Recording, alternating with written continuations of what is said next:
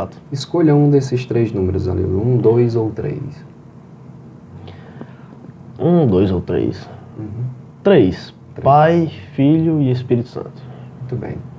O 3 diz o seguinte: se um homem diz para o outro, não conseguirá vencer, ele continua, você não é capaz de vencer. E ele segue: se vencer algum dia, não será por mérito próprio.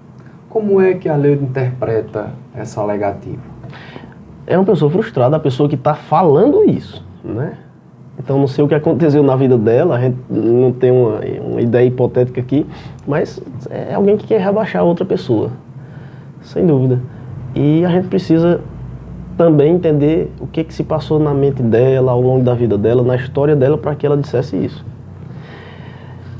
Com exceção dos psicopatas, que nascem com o sistema límbico, que é o sistema das emoções não funcional, digamos assim, as outras pessoas são moldadas, sim, né? Então ninguém é mal porque quer. Tem que ver onde a pessoa foi, onde ela esteve, o que ela passou.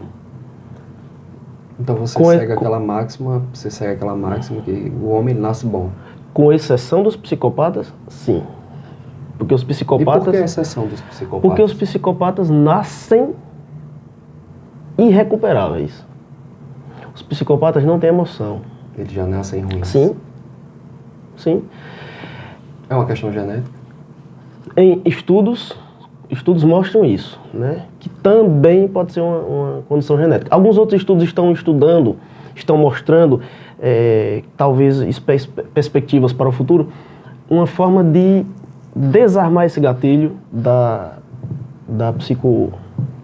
psicopatia, né? Mas ainda não se foi feito de fato, né? Então estão estudando uma maneira de fazer os psicopatas sentirem emoção, porque eles não sentem emoção. O psicopata vai chegar perto de tu, única e exclusivamente para te usar, para usar do que tu pode oferecer para ele, prazer, poder, dinheiro, somente. Como é que a gente identifica um camarada desse?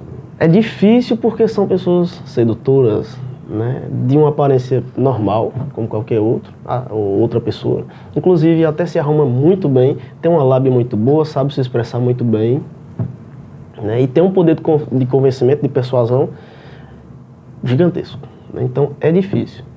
Com o passar do tempo, ela começa a demonstrar, né, atitudes maquiavélicas, né?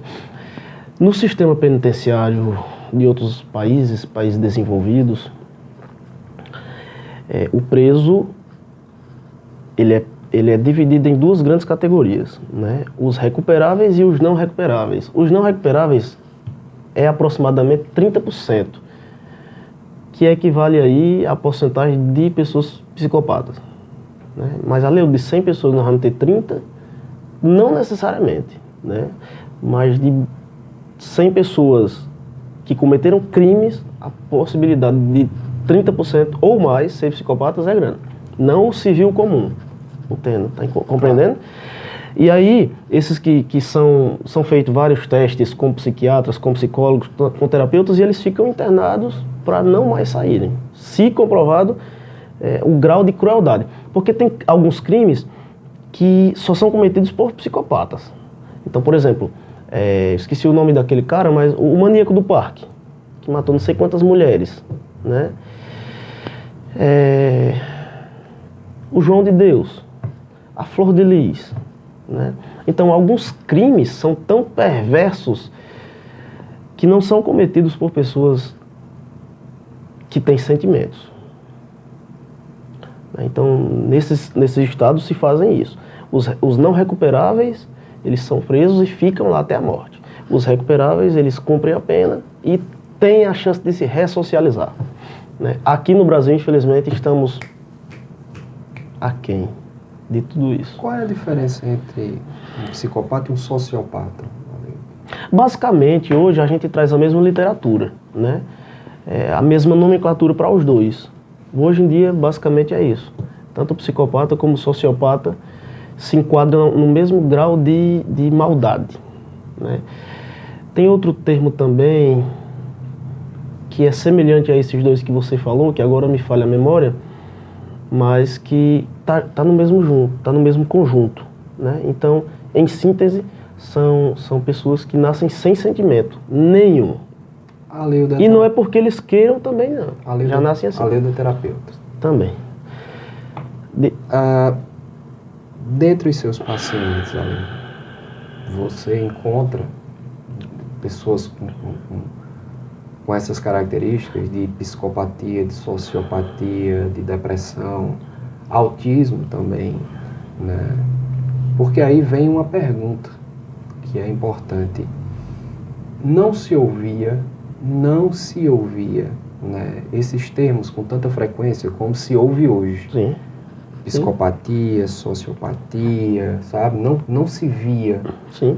Assim como o autismo, Sim. a depressão e uma série de outras patologias não se ouvia com tanta frequência. Sempre existiu, Sim. mas não se ouvia com tanta frequência. Sim. O que foi que aconteceu? Que em tão pouco tempo isso explode e chega. Tá? Você acha que, por exemplo, é um elemento a mais para a sua discussão e sua abordagem? Acredito Você que acha sim. que a pandemia Sim. contribuiu bastante? Sabia que você ia falar nisso. E de onde? Como foi que deu esse boom? Foi só a pandemia? Não foi só a pandemia. Nós temos aí, no Brasil nós tínhamos cerca de, antes da pandemia, meados de 2015, 2016, aproximadamente 16, 17 milhões de pessoas com depressão. Milhões de pessoas brasileiras com depressão. 2015, 2016, ou seja, 8 anos atrás, né? 9 anos atrás. Hoje não tem nem como a gente mensurar, porque também nós temos hoje, e naquela época também não era um número fiel, de muitos casos subnotificados. Quem não conhece aquela pessoa que estava depressiva, mas que não procurava o serviço? Não tinha como o Ministério da Saúde entender, porque todo o atendimento que é feito vai para a produção, vai para o Ministério da Saúde ao final do mês, enfim, para vir recurso, para aumentar, para fazer os levantamentos de dados, enfim, né? Então, imagine só, se em 2015, 2016 nós tínhamos 16, 17 milhões de pessoas com depressão, imagine hoje, né? Após a pandemia, após esse excesso de telas, que prejudicou demais o desenvolvimento cognitivo do ser humano adulto, quiçá da criança, quiçá do recém-nascido, né? Outros estudos mostram que telas para crianças deve ser 10 minutos até os 3 anos. 10 minutos por dia até os 3 anos de idade. Depois a gente aumenta um pouquinho mais, porque principalmente o sistema neurológico ainda está borbulhando aí de desenvolvimento, né? Então é decisivo. E a primeira infância também, até os 6, 7 anos, é decisivo isso, né? Então a gente tem esse emaranhado de situações, pandemia, excesso de telas, a informação que também ajudou, né? As pessoas hoje têm informações, né? Então se nós perguntássemos aqui nessa live, nesse podcast, quais são os sinais e sintomas mais característicos do TEA, transtorno do espectro autista, as pessoas iriam saber. Seletividade alimentar, andar na pontinha dos pés, né? Agitação psicomotora, agressividade, né? Irritabilidade, né? A questão de dormir pouco. Então, conhecimento, né? Só que eu tenho uma crítica bem séria e de muita vivência, sabe? Com o que eu tenho vivido, com o que nós temos vivido. Que assim, especificamente na questão do autismo, né? Autismo é uma bandeira de todos, hoje em dia, né?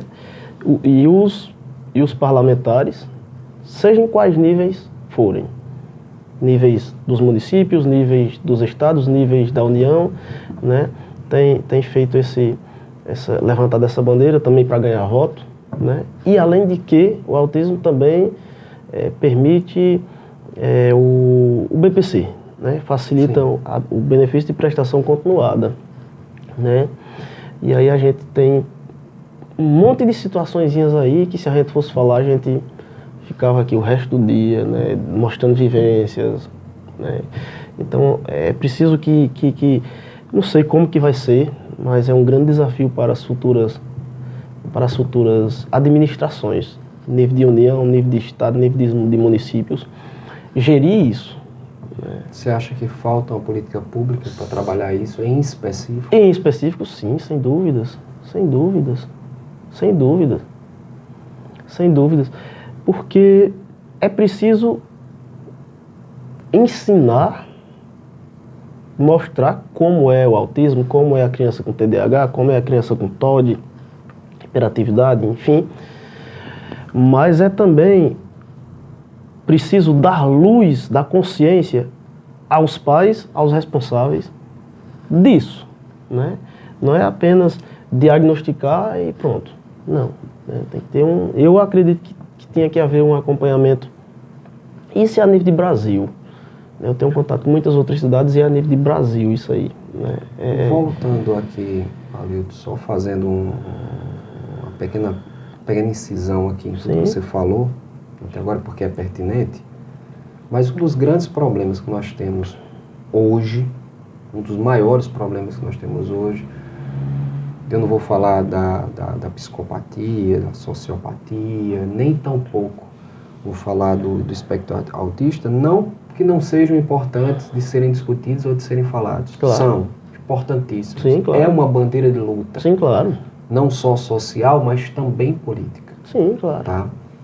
Sim. Mas a depressão. Sim. A depressão Você concorda que o grande mal do século é a depressão? Concordo que sejam os transtornos mentais de modo geral, né?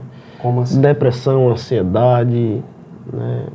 Transtorno afetivo bipolar, tem um leque, né? Então, a depressão é um dos que mais se fala, mas tem muitos outros, né, que também a gente não consegue ter o diagnóstico fechado direitinho, né, e que é importante que se pense nisso. Se a gente fosse pensar... Alildo, me diga uma coisa.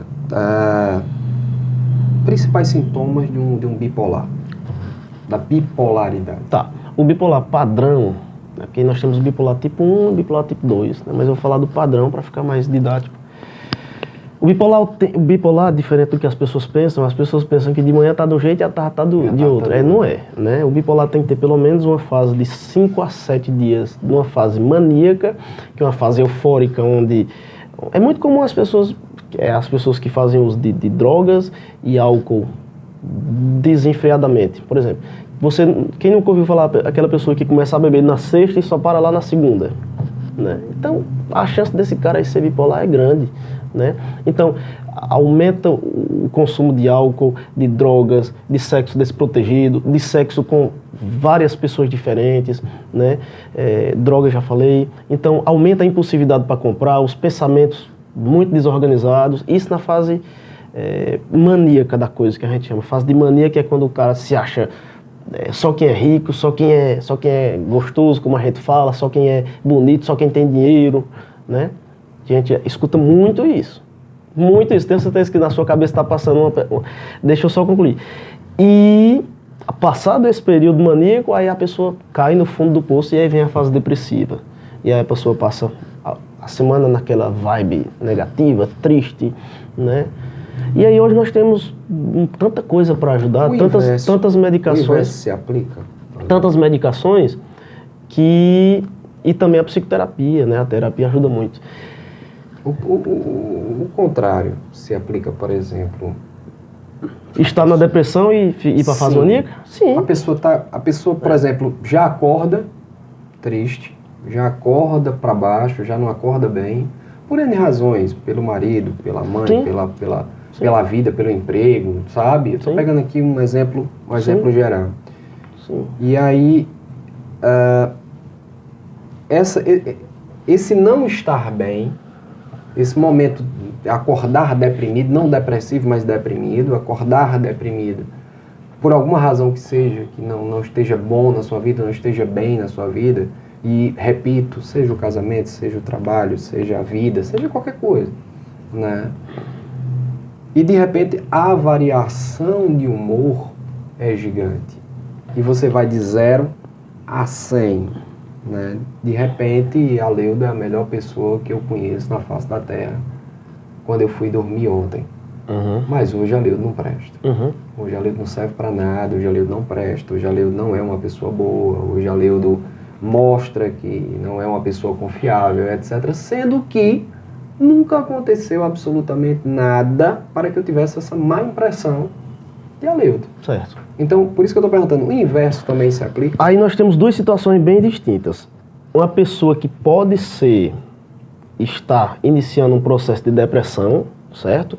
E aí o processo de depressão pode ser sozinha, pode ser depressão com ansiedade, enfim, esse é um ponto. E aí para que seja de fato a depressão, tem que ter pelo menos aí 3, 6 meses nesse estado. E o outro é o borderline, que é o transtorno de personalidade borderline, que é um transtorno um pouco diferente bem diferente na verdade do bipolar, mas que confunde muito. O borderline, ele é muito sentimental, extremamente sentimental, com tudo, né? Ele sente muito mais do que as pessoas. Então, nós somos amigos e tem outra pessoa, digamos que eu seja borderline, né? Nós 3 vamos sair, mas tu liga primeiro pro outro amigo, a outra amiga, e depois me liga. Mas disse primeiro que ligou para outra, então eu já fico com aquele complexo, poxa, mas a pessoa não gosta de mim, não quer minha amizade, tá entendendo? O border é assim. E é border, porque vem de borda. Antigamente chamava-se de paranoica, aquela pessoa paranoica. Hoje em dia a gente não usa mais esse termo. Assim como não usa mais aquele termo sociopata, como você falou, isso mudou, né? Então, respondendo à pergunta, é muito difícil se dar um diagnóstico somente com esse relato seu, porque o que nos faz gente, o que nos torna e o que faz a nossa mente ser como ela é hoje é justamente isso. É moradia, é família, é esposa, é mulher, é renda, né? Então, se algum desses pilares estão desestabilizados, se eu não tenho dinheiro para me alimentar bem, se eu não tenho um transporte para fazer um lazer, se eu não consigo dormir bem, se eu não tenho um conforto, se eu não tenho um trabalho, se eu não tenho renda, né? Se eu estou doente, se alguém próximo meu está doente, isso vai me abalar psiquicamente. Eu acho que fui claro nesse ponto. Sim. Agora, é preciso a gente entender também que nós estamos dependentes de remédios, né? Nós temos a Ritalina, que é remédio para aumentar o foco, liberar a dopamina. Nós temos os benzodiazepínicos, que são um leque, clonazepam, alprazolam, esses rivotrios da vida, né? Nós temos os hipnóticos, que é o Zolpidem, que disparou aí no mundo. No Brasil é campeão de venda do Zolpidem para dormir. Eu conheço uma pessoa que consome 3 caixas de Zolpidem por mês. Isso é demais. E ele é um hipnótico, né? E a gente vê médicos dizendo, não faz mal não. Tá entendendo? Aí nós temos muitos antidepressivos também. Aleudo, vamos pensar da seguinte forma, né? Esses processos depressivos, eles acontecem por um gatilho que disparou. E algo que foi vivido, ou que você viveu, ou que você presenciou, ou que você passou em algum momento. Ninguém nasce depressivo, você não nasceu com a depressão, você não nasceu com a ansiedade, que é uma outra grande problema de saúde que nós temos hoje. Sim. Né? Num outro momento eu vou lhe contar a minha saga com a ansiedade. Né? E como foi esse tratamento ansiolítico que eu tive que fazer durante bastante tempo, para poder retomar o controle de novo, porque não é fácil. E igual a mim, tantas e tantas pessoas passam. Mas vamos focar aqui só a depressão em si. Então, como eu disse, alguma coisa aconteceu em algum dado momento que mais tarde, né, se manifesta no estresse pós-traumático, que vai levar você a ter uma crise. E isso é um gatilho que dispara. Pode ter sido uma violência que você viu ou que você passou. Sim. Essa violência pode ter sido sexual, ela pode ter sido doméstica, enfim. Pode ter tido uma situação que você presenciou, que não tem nada a ver com você, mas você presenciou. Infelizmente, nós temos pessoas que são assim. Sim. Veem as situações passando com outras pessoas que não tem nada a ver com você, mas elas absorvem. E aí o seguinte, eu começo a pensar que tudo na vida da gente, né, tudo acontece, tudo se processa através dos sentidos. E eu tenho os básicos. Estou indo rápido para poder nós contar, tá? Fique tranquilo. Então nós temos visão, audição, paladar, e tato e olfato. Né? Alguns vão dizer que nós temos um sexto, que é a intuição. Isso. Né? Mas basicamente nós temos os 5. Esses 5, eles regem a nossa vida de uma forma muito interessante. Porque o ser humano, ele é o que ele vê, ele é o que ele escuta, ele aprende vendo e escutando. Ele passa a pegar nas coisas e sentir as texturas a partir daí. Bom, beleza. Partindo desse pressuposto, a gente pode pensar por um instante que a depressão em si, ela não tem uma coisa que a pare, a não ser que seja quimicamente. Parar o processo, ou suprimir o processo, ou reduzir o processo até que você tenha condições de retomar o controle de si mesmo, hoje, atualmente, é quimicamente. Mas aí eu me pego pensando, tudo na vida da gente surge por alguma razão relativa aos nossos sentimentos. Sensações, emoções e sentimentos são coisas totalmente diferentes. As pessoas acham que sensações, emoções e sentimentos são a mesma coisa. Tá? As sensações são diferentes dos sentimentos porque os sentimentos são algo concreto. Ódio, raiva, desgosto, amor. O amor, de uma forma mais abrangente, se a gente fosse pegar, pelo conjunto das coisas, pelo conjunto de tudo, para poder formar esse amor. Mas eu estou querendo chegar como fazer, como substituir, como criar uma substituição. Talvez fosse, você é terapeuta, talvez fosse um meio, talvez fosse uma forma, talvez fosse uma maneira, substituir a sensação. O remédio? Substituir o remédio através de uma sensação. Deixa eu ser mais claro. Certo. Entendi. O camarada está fumando. Entendi. Ele fuma. Certo.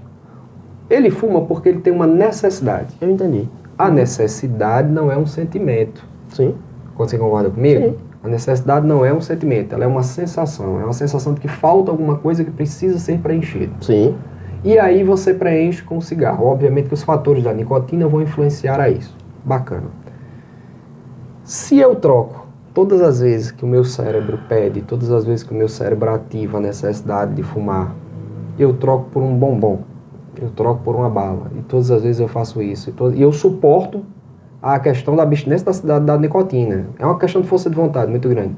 Mas eu troco, eu substituo, sabe, o desejo e a vontade do cigarro pela bala. Daqui a pouco, teoricamente, eu não deveria mais sentir a necessidade do cigarro. Mas eu deveria sentir a necessidade agora pela bala. Tá entendendo? Sim. Então, os sentimentos de raiva, ódio, desgosto, desprezo, que geralmente disparam, abandono, disparam esse quê da depressão, minha pergunta, né? Obviamente que uma pessoa que está equilibrada e compreendendo exatamente nesse grau de compreensão que nós estamos tendo agora, poderia ser substituído. Sim. Você, enquanto terapeuta, Arleudo, acha que é possível? Ou nós precisaríamos que o paciente estivesse no estado de lucidez tamanho para ter esta compreensão, para poder sozinho solucionar o problema? Ou só temos um meio? Não, é químico mesmo? Não só temos um meio não. Respondendo a tua pergunta, tu começou a falar dos sentidos. O que traz a terapia holística? Que são as práticas integrativas e complementares, que são regulamentadas pela Classificação Brasileira das Ocupações, das Profissões, e também pelo Ministério da Saúde já há alguns anos, pelo SUS. Enfim, né, trata justamente, é um pouco diferente do psicólogo, porque apesar das abordagens dos psicólogos, exatamente, a gente utiliza exatamente os sentidos, né? Então, as cores, né, as sensações, os odores, os cheiros, né, sejam os cheiros e os cheiros ruins que a nossa memória também traz, né? Então a gente utiliza tudo isso. E sendo bem direto na resposta, eu acredito que não precisa ser só com medicação. O que a gente entende? O que a gente entende no dia a dia? Que a medicação tem sua importância, claro, química, como você falou, fisiológica, perfeito, mas que o resto é a gente. E esse resto ser a gente, muitas vezes sozinho nós não conseguimos. Por isso que a gente precisa do terapeuta, do psicólogo, todos nós precisamos de terapia.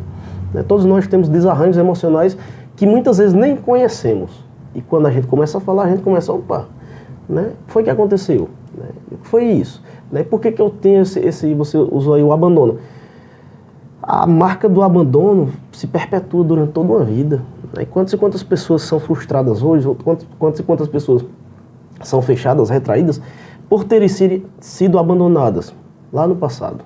Seja pelos mais próximos, pais, mães, avós, ou um relacionamento também que foi extremamente adoecedor e que causou esse sentimento de abandono, né? Então, eu acho que é mais ou menos isso, tá? Então, repito, né?